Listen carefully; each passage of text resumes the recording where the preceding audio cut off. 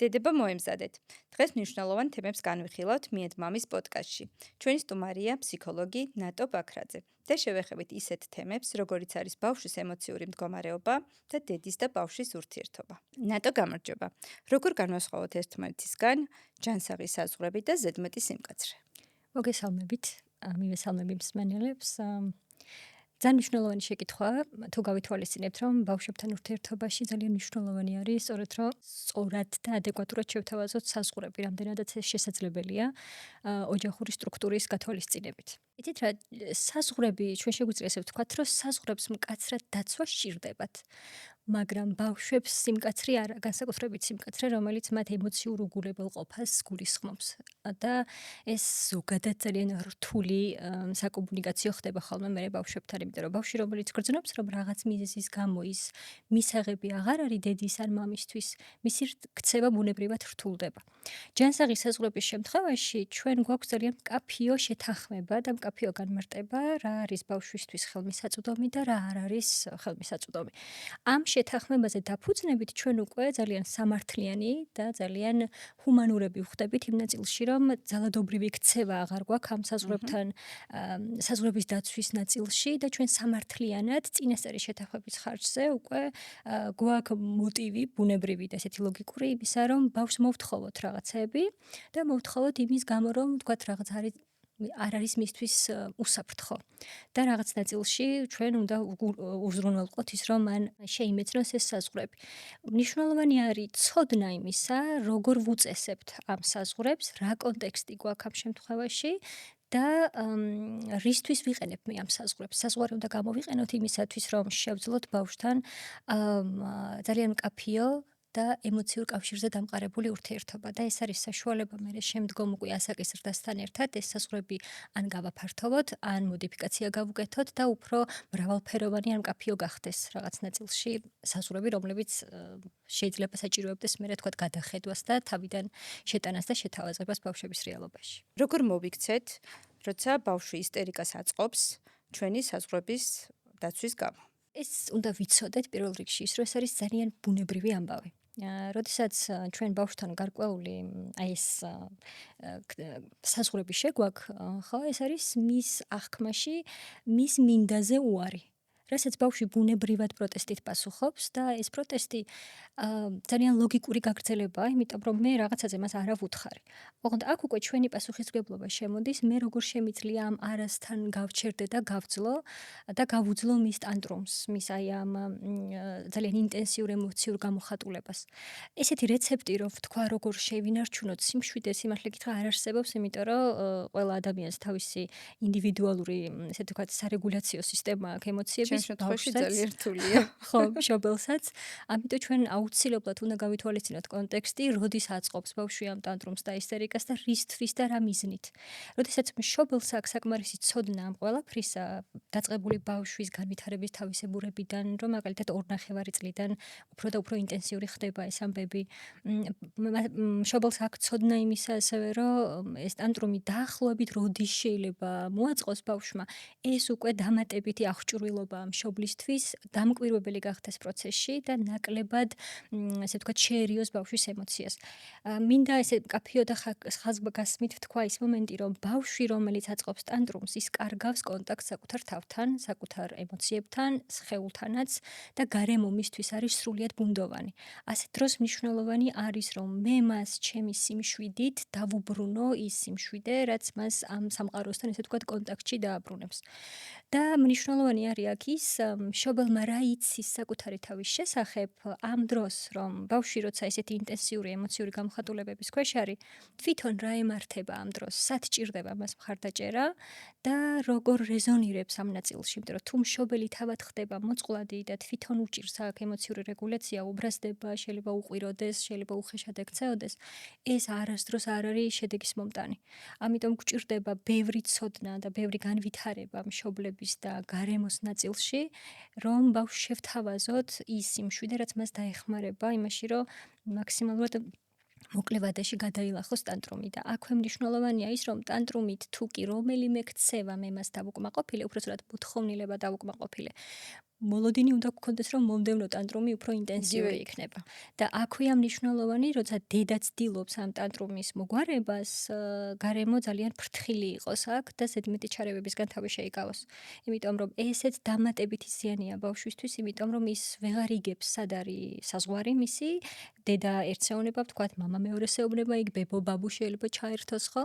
ამიტომ გვჭირდება, რომ ასეთი ემოციური აფეთქებების დროს ოჯახი განსაკუთრებით თუ მრავალწევრიანია ეს ოჯახი, როგორც ერთი გუნდი ისე რეაგირებდეს ბავშვის ნებისმიერ გამოხატულებაზე. როგორც წესი მანდირღვევა ხოლმე. ხო, კი და ჩვენ რატომღაც მერე ისევ ბავშვთან მივდივართ ხოლმე იმ ნაწილში, რომ ბავშვს პასუხისმგებლობას, ხო, რომ აი ესე იქცევა რის გამო, რა გავაკეთე მე ისეთი რის გამოც მას ამ ქცევების ამ ტიპის განმეორება ამდენჯერ დაჭირდა. ყველა შემთხვევაში კორექცია და ესე ვთქვათ ფონის მოკვლევა იწყება მშობლებისგან და იმ ველისგან, რომელშიც ამ ტიპის ქცევები შეიძლება რომ გარკვეული ინტენსივობით ან სიხშირით აღმოცენდეს. ნატო, როგორ აღვადგინოთ კავშირი, ემოციური კავშირი იმ ბავშვთან, აი ამ სიტუაციის ტანტრუმის ან კონფლიქტის მერე? პირველ რიგში იმას ვიტყვი, რომ გვახსოვდეს, რომ მშობლისა და შვილის ურთიერთობა, ან მშობლების და შვილების ურთიერთობა კონფლიქტის გარეშე არ იქნება და ეს არც უნდა იყოს ასე. ბავშვი პირველ შეხებას ყველა დედას დაამშვიდებს. ხო, ძალიან გამიხარდება თუ ესე იქნება, იმიტომ რომ სხვაგვარად არ იქნება. მან გამოცდილება ზუსტად ოჯახურ ველში უნდა მიიღოს, როგორ ხვდება ამ კონფლიქტს, როგორ შეუძლია ამ კონფლიქტის გადალახვა და კონფლიქტში მის მოპირდაპირე მხარეს როგორ შეუძლია მისი აღქმა და დანახვა. მნიშვნელოვანი არის ის, რომ ნახეთ, თუ კი მე საკმარისად ვარ ბავშვთან მისი დაბადების წამიდან ემოციურად ჩართული და მის საჭიროებებთან ახლოს, მის ემოციურ საჭიროებებთან ახლოს მესმის, ვხედავ მას, ამ ტიპის კონფლიქტები არ არღვევს ესე ერთჯერადად ემოციურ ბმას. ეს შეიძლება იყოს ეს რაღაცნაირი ესეთი აფეთქება, სადაც მეც გავბრაზდი, დავკარგე კონტროლი, იმიტომ რომ ჩვენ მუდმივად ვერ ვიქნებით ესეთი მშვიდები, წყნარები, იმიტომ რომ ბავშვები მუდმივად ჩვენს ემოციურ დინამიკასთან არიან და მუდმივად გვეხებიან ძალიან ბევრჯერ ემოციების ნაწილში. ამიტომ უნდა გვახსოვდეს ის, რომ როდესაც მოხდება ასეთი რამ და ესე ვთქვათ, გავალთ მე ჩვენ სივრცეში, ხო, აუცილებელია დავჩერდე ჩემს თავთან, როგორც დედა ან როგორც მამა და უბრალოდ რეფლექსია გავაკეთო, რა მოხდა აქ, რამ გამაბრაზა მე, რა იყო ის, რის გამოც თავი ვეღარ შევიკავე და ამ დონის კონფლიქტში შევყევი მაგალითად ჩემს შვილს. და ამის მერე, როდესაც მეც მშვიდად ვარ და უკვე შევხედავ, რომ ჩემი შვილიც მშვიდად არის, მერე ვიწყებ ამის განხილვას თავიდან და თუ ვიგრძენი, რომ მე იქ რაღაც გადავამეტე, მე ვხდები მაგალითი იმისა, რომ მაპატიე, ეს ასე არ უნდა მექნა. და ვაცნობიერებ, რომ ძალიან გავბრაზდი. და რაღაცები იყო, რაც არ მომეწონა, ანუ გულწრფელ კონტაქტზე ვაბრუნებ მას და თან ვუმარტავ მე რა დამემართა, ამითი თან მოდელირებას ვუკეთებ მე ამ რთულ ემოციას როგორ ვუმკლავდები, როგორ ვცდილობ მე შეცდომის გამოსწორებას ესე ვთქვათ და ველოდები რას მივიღებ მისგან საპასუხოდ. ოღონდ აქვე მნიშვნელოვანი არის, რომ ჩვენ აუცილებლად მოლოდინი არ უნდა გვქონდეს, რომ ბავშვი იმ წამსვე ღია შეიძლება დაგხვდეს. შეიძლება ის არ იყოს მზად ამისთვის და ეს დამატებითი ბრაზის საფუძველი არ უნდა იყოს. მე მას უნდა მივცე სივრცე, მან ეს გადაამუშაოს, მიიღოს და როცა ექნება მზაობა, მერე კიდევ ერთხელ მივუახლოვდე და კიდევ ერთხელ გავიარო ეს საკითხი. მოლოდინები ძალიან საფრთხილო არის ხოლმე ბავშვებთან ურთიერთობის დროს, იმიტომ რომ ჩვენ გვინდა რომ რაღაცას რო ერთხელ ვიტყვით და გავაკეთებთ ბავშვებთან, ის მერე მათ გენერალიზება გავუკეთონ ყველა სივრცეში, ყველა სიტუაციაში. ესე არ მოხდება.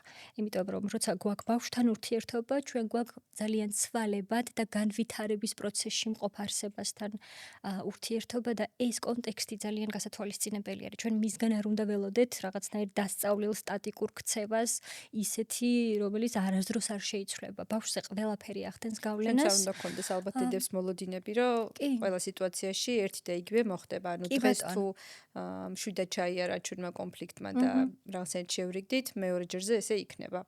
ხო, იმიტომ რომ ჩვენ ისედაც მუდმივად ცვალებადი სამყაროს წევრები ვართ და ბავშვი კიდევ უფრო მეტად ასეთია. მას ყოველდღიურად სხვადასხვა საჭიროება შეიძლება ჰქონდეს. რაღაცა რაც გადალახა, ის შეიძლება კი ბატონო გადავლახეთ, მაგრამ რაღაცა ახალი, უფრო ინტენსიური კონფლიქტის სიტუაცია აღმოცენდეს და აქ მე უნდა ვიყო მზად, საკმარისი ცოდნით აღჭურვილი და საკუთარ თავთან კონტაქტში მყოფი მშობელი უნდა ვიყო, იმიტომ რომ მე თუ არ ვიცი ჩემს ბრას რა ვუყო, მე თუ ვკარგავ კონტროლს საკუთარ ემოციებზე და მე თუ ვუყვირი მაშინ, როცა ვეუბნები, რომ შენ თვითონ ნუყვირი, ხო? აქ არ უნდა გქონდეს პრეტენზია, რომ ბავშვი იმას ისწავლის, რომ ძალიან ისეთი ზრდასრულივით მართოს თავისი ინტენსიური ემოციები.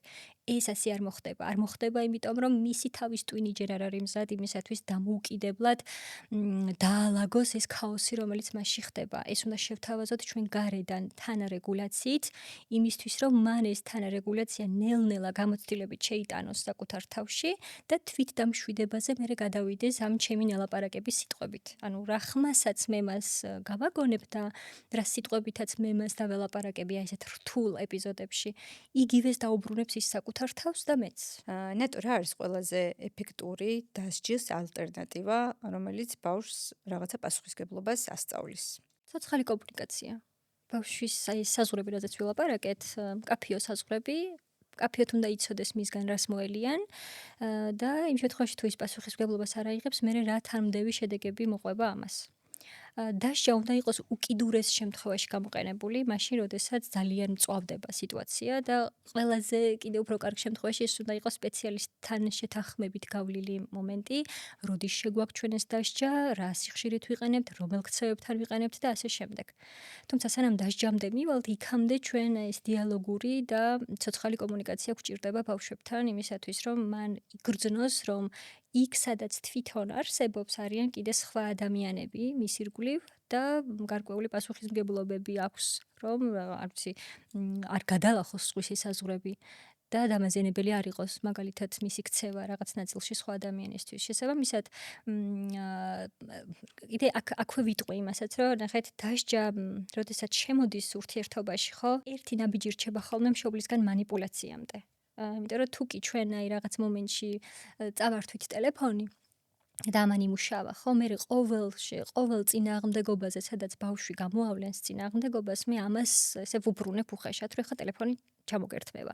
ანუ კონტაქტში კი აღარ შემომყავს და დიალოგში კი აღარ ვუგრძელებ მე მას იმ რაღაცა რთულ ამბავს, სადაც ვერ შევთანხმდით. მაშინვე გადავდივარ იმაზე, რომ ან შური ვიძიო, ან ეს манипуляციაში გადავიტანო და პრობლემა შემდეგ ის ხდება, რომ ბავშვები ამას უკან გვიბრუნებენ და შეიძლება ეს ყველაფერი მერე ისეთი ფორმით დაალაგდეს მათ აღქმაში, რომ ასეთი ტიპის манипуляცია მათ გამოიყენონ თანატოლებთან ან მათზე ესე ვთქვათ ძალაუფლებით დაბლა მდგომ ადამიანთან, ხო? ამიტომ მნიშვნელოვანი არის ყველა მსგავსი რთული პროცესის დროს არ უნდა გავხდეთ მჩაგვრელები და მოძალადეები, არც ფიზიკურად, არც ემოციურად და მორალურად. პირველი უნდა გვახსოვდეს ყოველთვის, რომ ბავშვი არის პატივსაცემი პიროვნება და პირველ რიგში უნდა გვახსოვდეს ის, რომ ჩვენ მასთან გვმართებს კომუნიკაცია და ურთიერთობა. და ამისთვის ისევ და ისევ გვჭირდება, რომ ჯერ მე აღვიჭურო ამ ცოდნით და ვიკითხო, მოვისმინო, სპეციალისტებთან გავიარო თემები იმისთვის, რომ ადეკვატური და სამართლიანი ვიყო მასთან ურთიერთობის დროს. როგორ დავეხმაროთ ბავშვს ემოციების მართვაში, როცა ის ჩვენგან ისმენს არას, კატეგორიულ არას? სიმშვიდით. და ეს სიმშვიდი გადის იქ, რომ ამ არაში მე რამდენად ვარ დარწმუნებული. გაჩნია კონტექსტს, რატომ ვეუბნები არას. ზოგჯერ არის, რომ არას ვეუბნებით ხოლმე, იმიტომ რომ წამოგწდა ეს არა, მაგრამ მე რომ გამოავლენს ამ ინტენსიურ ემოციას, მე ვუცვლით ამ არას. შესაბამისად ვიღებთ იმას, რომ ამ არასწორი ქცევით ის სასურველს იღებს. მნიშვნელოვანი არის, რომ მე მზაობა მქონდეს ჩემს რეაქციებზე პასუხისმგებლობა ავიღო, იმიტომ რომ არას თუ ვეტყვი, ეს გამოიწვევს მასში ემოციურ მთელ რყევას და საპასუხოდ მე უნდა დავიტიო, უნდა შევძლო, რომ მისი ეს პროტესტი დავიტიო. და არა ესე ვთქვათ დამუნათებით და მე კიდევ ზედდამატებით, რომ აი მე რო გელაპარაკები შენ არ გესმის და ასე შემდეგ, ამით კი არ დავუბრუნო ჩემი უკავშირი, ხო? ძალიან მშვიდად დავრჩე ამ ჩემ არასთან, მაგრამ დავანახო, რომ მე შენ ემოციურად გიღებ. მე მესმის, რომ შენ ახლა ეს ძალიან არ მოგეწონა. მე ვხედავ, რომ ძალიან გამიბრაზდი, ამას შენ სხეულზე ვხედავ, შენ სახეზე ვხედავ. ნახეთ, ამითი თან ვასწავლით იმას, როგორ ამოიცნოს ეს ბრაზი, რა ემართება ამ დროს. და თან ვეუბნები იმას, რომ ეს არის ის, რაც ეხლა არა. ეხლა ეს ასე არ მოხდება.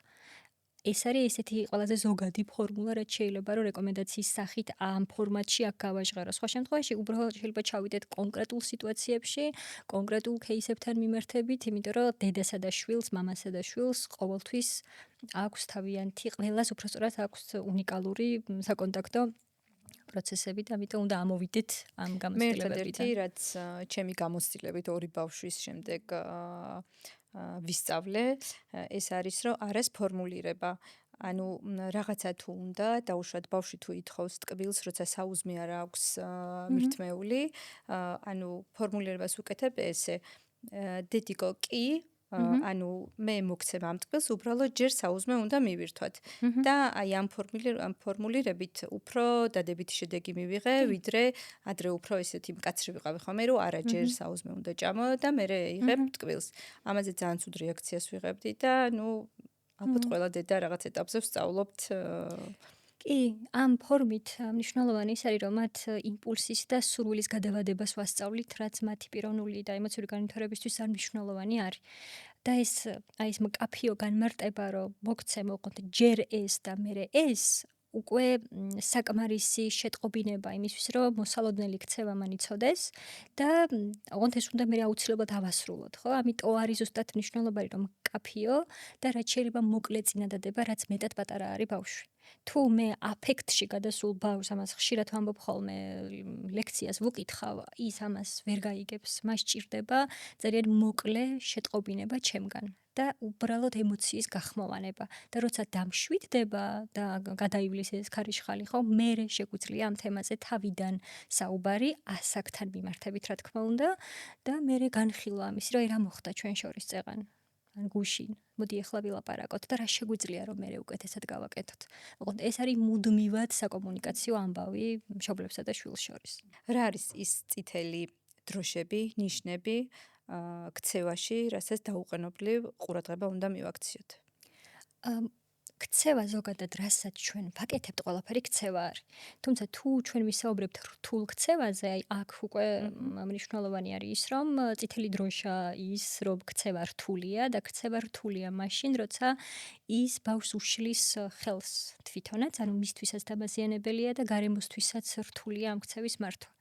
როდესაც ეს ქცევა არის ძალიან ხშირი, ინტენსიური და რესურსი არ მოიძებნება იმისათვის, რომ ან ოჯახი, ან სკოლა, ან ბაღი ამ ქცევას გაუმკლავდეს და ბავშვს ყოველდღიურობაში ხელს უშლის იმისათვის, რომ იმფუნქციონიროს, იმისათვის, რომ ურთიერთობები ჰქონდეს და ასე შემდეგ, ეს არის უკვე ყურადღება მისაქცევი, რომ ვიკვლიოთ რა ხდება აქ, საიდან აღმოცენდა ეს ქცევა, რა ტიპის ემოციური ფონი აქვს ამას, რა ხდება, რისთვის დაჭირდა ბავშვს კონკრეტულად ეს ქცევა, რომ ამ ფორმით გამოვლინდეს ჩვენს ველში და რა სითხოვს ამით, რა საჭიროება აქვს ამ ქცევას. და აქვე მნიშვნელოვანი არის, რომ შეიძლება დამატებით სპეციალისტების ჩართვაც დაგჭირდეს, რომ გამოიკვლიოთ მაგალითად კონკრეტული ქცევა ხო არ არის რამე ნეიროთავისებურების გამო, რამე კონკრეტული დიაგნოზი ხომ არ არის, რომელზეც აქამდე ყურადღება არ მიგვიქცევია და შეიძლება საჭიროებდეს დამატებითი სპეციალისტების ჩარევას და კვლევას. აი მეც მაგალითად მქონია ისეთი სიტუაციები, როცა ვერ მივხვდარ ვარ იმ სიტუაციაში რა მოხდა, თუმცა აი რა გასულა დრო დავშოთ 1 საათი და იმ 7 გარემოში მე გავათვიცნობიერე რისი ბრალი იყო ესა თუ ის ქცევა და მაგ დროს ხათი შორის ძალიან ისეთი ბრაზი მომდის ხოლმე ჩემი თავის მიმართ, რომ რატო ვერ მივხვდი იმ დროს, როცა ჩემს შვილს რაღაცა კონკრეტული ქცევა ჰქონდა. ხშირად არის რომ დედები ვადანაშაულებთ ჩვენს თავს, რომ აი ესა თუ ის იმ მომენტში რატო ვერ დაუდექ იმ ხარში, ანუ რატო ვერ მივხვდი ამ ქცევის მიზეზს. მაგრამ ალბათ ეს ხვდები უკვე რომ ნორმალურია ყველას კი, ნორმალური და ძალიან ბუნებრივია, იმიტომ რომ დედებსაც გვეშლება რაღაცები და ვერ ხვდებით. არც უნდა იყოს დედებისგან საკუთარი თავის მიმართ მოლოდინი, რომ ყველაფერს ყოველთვის სწორად და ესეთი მართვის სადავების ქვეშ მოიყვანენ. ეს ასე ვერ მოხდება. უბრალოდ აქ მნიშვნელოვანი არის, რომ ვიზრუნოთ ამაზე, რომ მეტი და მეტი გამოცდილება დავაგროვოთ, რომ ყოველი მომდევნო შეხვედრა, ინციდენტი ან სიტუაცია ნაკლებად ინტენსიური იქნება. იმ წამს, როცა ამბობთ, რომ ვერ მივხვდი იქ რა ხდებოდა, ბუნებრივია, იმიტომ რომ მეც ხო ემოციურად ვრეზონირებ ბავშვის ემოციურ მდგომარეობაზე, ხო? ეხლა შეიძლება ეს სპეციალისტებისთვის ძალიან მარტივი იყოს, იმიტომ რომ სპეციალისტი როლისგან დედის როლში არ არის და ის ემოციურად ისე მძაფრად შეიძლება ბავშვი არ რეზონირებდეს და დანაშაულის განცდაში ნაკლებად მიდიოდეს. სპეციალისტი ამას განყენებულად ხედავს და ძალიან მარტივია მე ეს გარედან დაგვანახოს და მიგვახვედროს რა საჭიროები შეიძლება იყოს. ბავშვებს არ ჭირდებათ შეუმცდარი და ესეთი იდეალური მშობლები, პირიქით. ეს ცოცხალი ურთიერთობაა, სადაც მეშლება იწება, ერთმანეთს ვერ უგებთ და ამაზე მე ვსაუბრობთ და ერთად მივდივართ იქამდე, როგორ ჯობია, რომ გამოვასწოროთ რაღაცები, როგორ შეიძლება მე სახლებურად ვცადოთ. და ნატო, აი იმ შემთხვევაში, როცა ბავშვი საუბარზე არ მოყვება. ანუ მოხდა რაღაცა, რასაც რაც გვინდა რომ მშობლებს, ანუ გავარკვიოთ ბავშვთან ურთიერთობაში, ანუ რა მოხდა. და ბავშვი არ მოყვება საუბარში. ჩემი გოგონა მაგალითად ამ საუბარს უკეთებს იგნორს, მაგრამ შემდეგ დაუშვათ შეიძლება მეორე ან მესამე დღეს გამოხატავს თავის ნახატებში.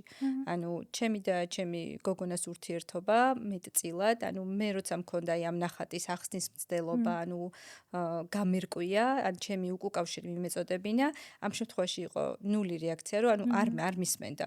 და მე მივხვდი, რომ ძალიან კარგი იდეა იქნებოდა თუ იგივეს მე ნახატით დაუბრუნებდი და ჩემ ემოციას ვაჩვენებდი, რომელიც ჩემ შემთხვევაში ძალიან კარგად მუშაობს დღეს და მივხვდი, რომ ეს ერთ-ერთი გზა არის, ოღონდ ეს ძალიან ინდივიდუალურია. მეორე ჩემი გოგონა სხვანაირი მიდგომით არის. და ალბათ ეს არის, რომ მშობლებმაც უნდა უპოვოთ ის რაღაცა გასაღები და მოვარგოთ ბავშვებთან როგორ ურთიერთობა გქონდეს. კი, რასაც ამბობ, არის რაღაცნაირი ძალიან სასიამოვნოდ ისმინება იმ ნაწილში, როგორ ხედავ მის საჭიროებებს. იმიტომ რომ ბავშვი, რომელიც გადის კონტაქტიდან, ეს ნიშნავს იმას, რომ მისთვის ეს თემა იქ და იმ მომენტში ძალიან მტკივნეულია და ვერ ძლებს. და ხშირად ზუსტად აქ ჩავაჭერთ ხოლმე წიგნს, რომ აი ხა როგორ არ მისმენ ამაზე, მაგრამ აი ეს მომენტი, რომ ეს დანახული გაქვს და ამაზე შენ რეზონანსი გაქვს იმისა, რომ მე სხვა გზა უპოვე ძალიან ფაქიზი და ჰუმანური მით უმეტეს რომ ამოიცანი თან, რომ მე დაგელაპარაკა ამაზე თავისი ნახატებით, მე სხვანაირად მოიტანა ეს ამბავი, ძალიან მნიშვნელოვანი არის. ზუსტად აქ იგულისხმება და აქ საუბრობდი ამ ასეთ მომენტებზე იმას, როგორი ინდივიდუალური და ძალიან ინტიმური და ფაქიზია დედისა და შვილის, მამისა და შვილის ურთიერთობა. იმიტომ რომ ის რაც დედებმა თქვენ შვილებზე იცით, ის არავინ არ იცის და ეს პატარ-პატარა ხაზებია და პატარ-პატარა ძაფების საპოვნელი, რითაც მე მას კონტაქტში ვიტოვებ, რომ მარტო არ დარჩეს იმ ტკივილთან, სადაც თვითონ იგნორი არჩია, იმიტომ რომ ვერ გაძლო. ამიტომ პირიქით ძალიან მაგარია ის რაც ნაპოვნი გაქვს და ძალიან მხარდამჭერი იქნება, რა თქმა უნდა, პატარასთვის. ნატო, როგორ შევინარჩუნოთ სიმშვიდე, როცა ბავშვი ჩვენ ნერვებს ცდის? საინტერესოა, რას გულისხმობთ მაგაში. ბავშვი, რომელიც ნერვებს ცდის, თუ ესე ბრჭყალებში ვიტყვით ამას, სავარაუდოდ აკლია რაღაც, აკლია კონტაქტი. ზოგადად ბავშვები ძალიან გამომდინარე იქიდან, რომ ეგოცენტრული ბუნების არიან, მათი აღქმა ესეთია, რომ სამყარო მათ ირგული უბრუნავს და ამ სამყაროში თუ კი რამე ხდება მათ გამო. შესაბამისად, უყურადღებოდ და დაიგნორებულად ყოფნას მათ ყველაფერი ურჩევნიათ, მათ შორის ურჩევნია მაგალითად დავუყვირო და რამე ეტკინოს ჩემგან, ვიდრე იყოს დაიგნორებული. ამიტომ მნიშვნელოვანი არის ისევ დისოცირებულად გამოვიდი ამ როლიდან და შევხედო, რომ რა ჭირდება ეხლა რომ აი ხედავს რომ არ ვარ ახლა მასთან აქ ამ დროს და ასე იქცევა. ხშირად ნახეთ ზუსტად ეს მიუწვდომელობა არის ხოლმე იმის მიზეზი, რის გამოც ბავშვი იზრდება შფოთი, რომ დედას რაღაც ჭირს, დედა ახლა მიუწვდომელია და მე ის უნდა გამოვიწვიო, რომ ემოციურად მას მივწვდე. და ამიტომ შეიძლება იწყებდეს იმ მთელი რიგი რაღაცა პროცესების თუ ქცევების გამოვლენას, რაც სხვა დროს მაგალითად არ უქნია. მაშინ როცა მე ამ დროს შეიძლება განცალკევება მჭირდებოდეს და რაღაცნაირად არ მქონდეს იმ დროს რესურსი ამისი. შესაბამისად, აქაც ფრთხილად გვჭირდება ვიყოთ, რომ სახელდებას თუ მე ამას მივცემ, რომ ეხლა ეს მე ნერვების მოშეკერდა ცდილობს, რომ გამომიწვიოს ან მდგომარეობიდან გამომიყვანოს, ეს ჩემი პროექცია არის მასზე. მას თავისი საჭიროება აქვს და ბავშვის მიზანი არასდროს არ არის დედას ან მამას ატკინოს.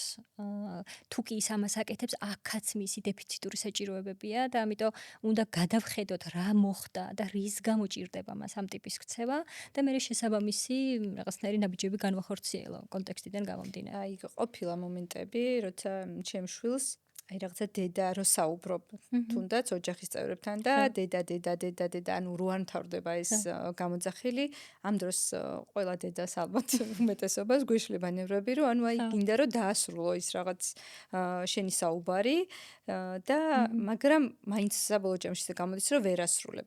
და აი ამ დროს მივხვდი, რომ თუნდაც ერთი სიტყვა, რომ კიდე მე შენი მესმის, დავასრულებ და ანუ რომ დაუბრუნდები შენ შულს და აი რაღაც უკავშირს რომ მისცემ, მეტად ანუ შენ საუბარსაც ამთავრებ, ასრულებ და ბავშვიც რაღაცნაირად წყნარად არის, რომ ანუ გაიგო ჩემი ხმა და უფრო მშვიდად გველოდება.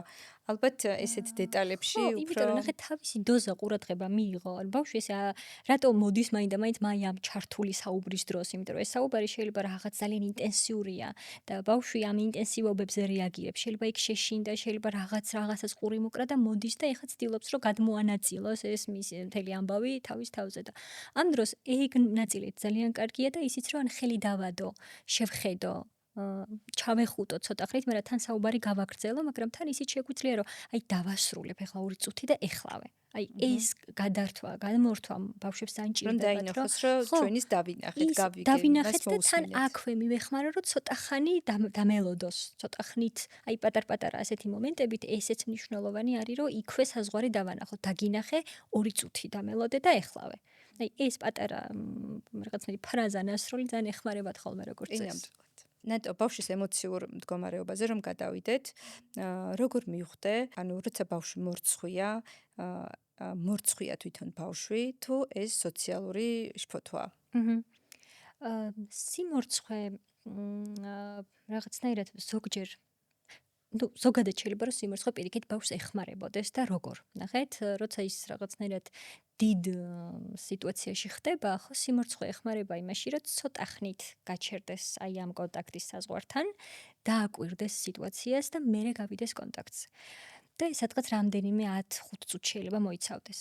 და თუ კი ეს გრძელდება უკვე დიდხანს და იმდენად იკუმშება ბავშვი, რომ უვლინდება გარკვეული სომატური გამოხატულებები, მაგალითად, ანუ მეკვრის სხეულზე რაღაცა წამოწითლდა, დაიძაბა, ამბობს, რომ ატკივდა რაღაც მუცელი თავი, ეს უკვე შეიძლება გულისხმობდეს იმას, რომ მათ სოციალური შფოთვა აქვს. იმიტომ რომ სოციალური შფოთვა ეს არის შიში იმისა, გავიდე კონტაქტზე და დავენახო ამ ადამიანებს, ვინც ახლა აქ არიან. თუმცა სიმორცხვე რაღაც დოზით ნორმალურია და ეს რაღაცნაირი სოციალური ქცევების ფორმირებაში გვეხმარება ჩვენ გარკვეულ საზღვარს ქმნის კონტაქტის დროს. თუმცა უნდა გვახსოვდეს, რომ ბავშვს რომელსაც ცხვენია, თუნდაც ის 5-10 წუთი, მე მის გვერდით უნდა გავძლო მის სიმორცხვესთან ერთად და მშობლები ხშირად ნუ გრცხვენია, მიდი, არა უშავს რესურსი რო კონდეს. ემოციურად უნდა დავეხმაროთ. ხო, რესურსი რო კონდეს, ამას არ დაჭირდება ჩვენი თქმა, ხო, თვითონ ვიაკეთებენ ბავშვები იმას, რაც შეუძლიათ უჩვენოდაც.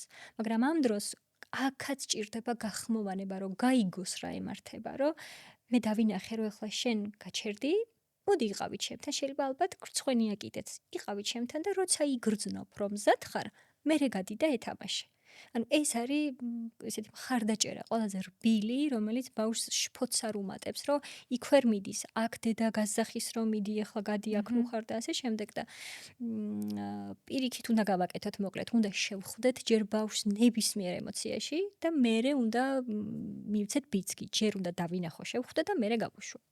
ნატო, როგორ ვასწავლოთ ჩვენ შვილებს თავისი ემოციების, როგორ გადმოსცენ თავისი ემოციები, როგორ გავუკეთოთ მათ ვერბალიზაცია? პირველ რიგში მოდელირებით. როგორ ვაკეთებ მე ამას, ჯერ მე უნდა ვიცოდე. მე როგორ ვაკეთებ, მე თუ ვიცი როდის ვბრაზდები და როგორ და შემდეგ უკვე ეს უნდა ვანახო. როცა გავბრაზდები, მე უნდა გავახმოვანო, რომ ეხლა როგორ გავბრაზდი, ეხლა ძალიან მომინდა რომ ვიყვირო მაგალითად. და მაშინ როცა მე ინტენსიურ ემოციას ვხედავ თვითონ ბავშვში და იქვე უბნები რომ ვხედავ რომ ეხლა შენ ძალიან გაბრაზდი, ან ვხედავ რომ ეხლა შენ შეგეშინდა. მოდი დავაკვირდეთ, აბა ეხლა რას გრძნობ მაგალითად სხეულში. სხეულზე ორიენტირება ძალიან მნიშვნელოვანია ბავშვებთან ურთიერთობის დროს, იმიტომ რომ ისინი სხეულის არსებები არიან პირველ რიგში. მე გადავდივართ ხოლმე თავში და ფიქრში უფრო მეტად. და აი ზუსტად ეს არის მნიშვნელოვანი, რომ რასაც იგრძნობს და სადაც იგრძნობს, იქ მივიტანო მისი ყურადღება და იქ დავარქმევინო იმაზე სახელი. და მე შეიძლება, არ ვიცი, ზღაპრით შევთავაზო ეს, თამაშით შევთავაზო, რაღაცნაირი სცენა დავდგა, სადაც ერთი და თუნია მეორეზე გაბრაზდება და ეს ამაზე მე ვალაპარაკო და თვითონ ვათქმევინო, რომ ხა ამან რო ამას დაარტყა, ეს რას იგრძნობდა, როგორ ფიქრობ? გაბრაზდებოდა თუ ეწყინებოდა თუ გაუხარდებოდა. აი ამ ფორმით შეგვიძლია რომ ძალიან ესეთი თვალსაჩინო გავხადოთ, რას გულისხმობს ეს სახელდება და ვერბალიზაცია. როგორ ყალიბდება ბავშვების თვით შეფასება? ეს დამოკიდებულია დაუშვათ ჩვენზე დედებზე, როგორ ვაქებთ მას თუ პირიქით შენიშვნას ვაძლევთ, ეს თვით შეფასებას როგორ უყალიბებს ბავშვს? თვით შეფასებას უყალიბებს პირველ რიგში ის კონტექსტი, რაშიც ის მოდის და იზრდება.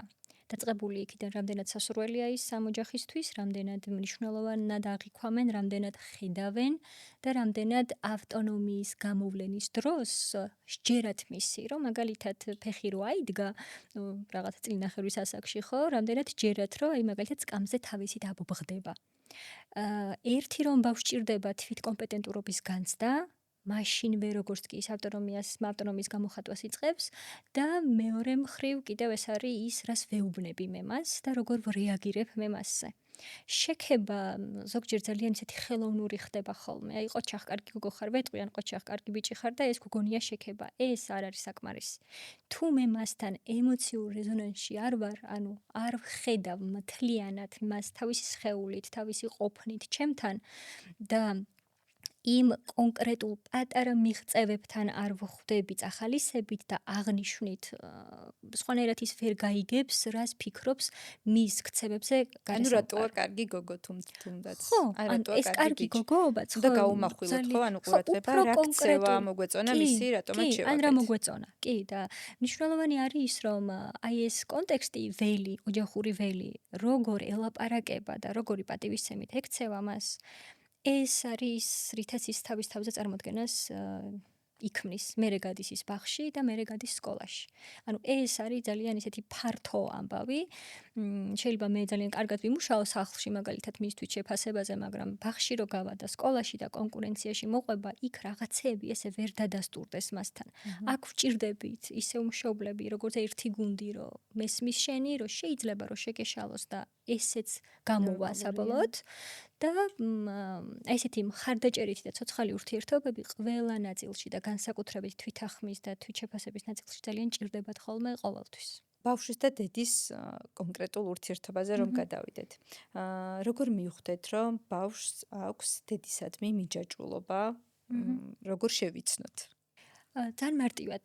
თუ ის გულნატკენი, ატირებული, მოწყენილი, გაბრაზებული ბრუნდება ჩემთან და მეხუტება, ეს ნიშნავს, რომ მას აქვს იმედი და საკმარისი გამოცდილებები დავუგროვე მე მას ამ ამბავში, რომ ესეთი რაღაცნაირი ცოტათი შელახული მოვიდეს ჩემთან და მე მას უპირობოდ ვიღებ და მე მას ვეხმარები ამ რთული ემოციების რეგულაციაში გარედან. უსაფრთხო მიჯაჭვულობა გულისხმობს იმას, რომ მე ვიტევ მას და მის ემოციას ვიღებ უპირობოდ, ვაკეთებ კონტეინირებას და გარედან ვეხმარები რეგულაციაში და ვრჩები მასთან ემოციურად მის გვერდით. და მნიშვნელოვანი არის ის, რომ მას ვაძლევ სივრცეს. მნიშვნელოვანი არის, რომ დავაცადო, რომ იტიროს, დავაცადო, რომ გამოხატოს ბრაზი და ბრაზის გამოხატვის დროს შევთავაზო ალტერნატივები, რომ საკუთარ თავს კი არ ატკინოს, მაგალითად, მოუჭიროს ბალიშს, მაგრად დაახეთქოს ბურთი და ბრაზის გამოხატვის დროს ხაზი გავუსვა იმას, რომ ბრაზი შენ ძალას გაგრძნობინებს და მოდი ახლა ეს ძალა დამანახე და ბურთი მაგრად დაახეთქე იატაკს. რომ ის რა იმპულსით მასში ჩნდება გარეთ გამოიტანოს და თან აი ამ ემოციურ კონტაქტში მხედავდეს მე როგორ რეაგირებ მის ნებისმიერ ემოციურ გამოხატულებას. როგორ შევინარჩუნოთ ბავშვებთან ის ემოციური კავშირი, როცა ისინი არიან გარდატეხის ასაკში, ან ყველაზე ემოციურ მდგომარეობაში, ან აი დავუშვათ ბაღში შედიან და ეს მისი ემოციები ან სკოლაში გადადიან, სადაც უცხო გარემოა. როგორ შევინარჩუნოთ ბავშვებთან ეს ემოციური კავშირი, რომ მას დავეხმაროთ აი ამ სირთულეების გადალახვაში? პირველი და მნიშვნელოვანი არის ის, რომ ვიცოდეთ, რას გულისხმობს აი ეს კრიზისული ეპიზოდები, ბაღში მიყვანა, სკოლაში მიყვანა და მერე მოზარდობა. იმიტომ რომ ყოველ გარემოში ბავშვი გარკვეულ საჭიროებას ავლენს, ხო? მაგალითად, ბაღში თუ მიდის, შეიძლება ეს განშორების ფოთვის ძალიან დიდი შემოტევა იყოს და გაუჭირდეს ბაღში დარჩენა, ხო? შეიძლება იგივე მოხდეს სკოლაში. ნუ მოზარდობის პერიოდი კიდევ ცალკე გამოწვევაა, სადაც რაღაც ერთი შეხედვით ძალიან უცნაურ ადამიანთან გვაქვს შეხება, ხო? რომელიც ერთი მხრივ პატარაა, მაგრამ თან ითხოვს, რომ დიდი ვარ. მნიშვნელოვანი არის აქაც ასევე მოთმინება, პატივისცემა აუცილებლად და ძალიან ფრთხილად ბავშვებთან კონტაქტში დარჩენა, რომ მე მესმის, რომ მე გხედავ და დამატებითი რესურსების მოძიება იქ, სადაც ხვდები, რომ აი ეხლა ვერ ყოფნი ამ ყველაფერს, რომ ეხლა ძალიან გამიჭირდა მაგალითად, რომ კარი მიიჯახუნა და ძალიან მე თვითონ გავბრაზდი, ხო? ისევ თვითზრუნვის ნაწილი შემოდის მშობლებთან. არც ერთ შემთხვევაში განსაკუთრებით ახლა მოზარდობის ნაწილში ესეთი კონფლიქტური სიტუაციებს ძალიან უნდა ვერიდოთ მშობლები, იმიტომ რომ ისინი ისედაც თვითონ ძალიან დიდ გამოწვევებში არიან, ყველანაირი გამოწვევა სხეულებრივი, სოციალური ერთიანად ატყდებათ თავს და ამ დროს ზედმეტმა სიმკაცრემ შეიძლება ძალიან დაგვაშოროს ბავშვი ემოციურად. გვჭირდება ძალიან ფრთხილად ჩარჩოში დარჩენა, საზღვრებში დარჩენა და ამავე დროს ემოციურ კონტაქტში ყოფნა, ცოტა მეტი მოთმინებით ჩვენი მხრიდან.